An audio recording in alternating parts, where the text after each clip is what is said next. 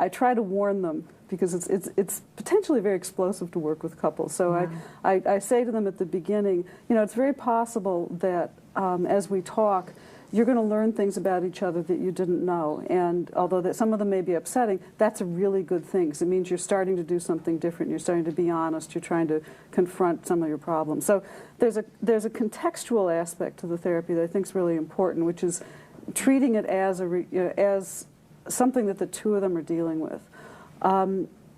Early on, we also, though, focus primarily on the drug or the alcohol use, because a lot of times the spouse is saying, you know, I didn't cause this.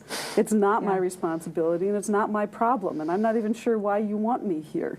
And you know, so I really emphasize the fact that they're both affected by it, and probably their relationship has been affected, and that, you know, she or he probably has tried to do a lot of things to cope, and some of them have been helpful and some of them haven't. So, you know, in no way am I saying it's that the spouse's fault. So the context is important. Well, speaking of good outcomes, in just a minute we're going to watch a session that you did with a young couple.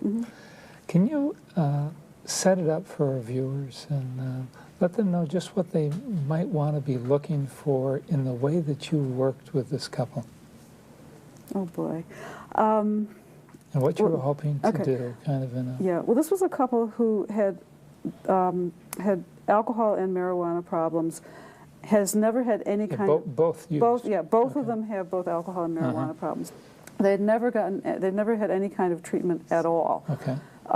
So my first goal is to have them have the sense that this is a good thing, not a bad thing. So it's a very basic goal. Engagement. Yeah, not just to engage them with me, but to have them think that maybe therapy could be something that's helpful.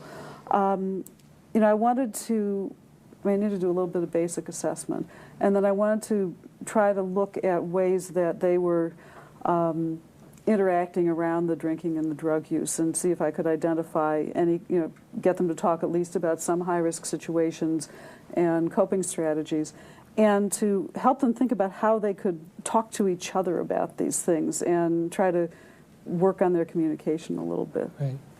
Let's watch you work. Okay.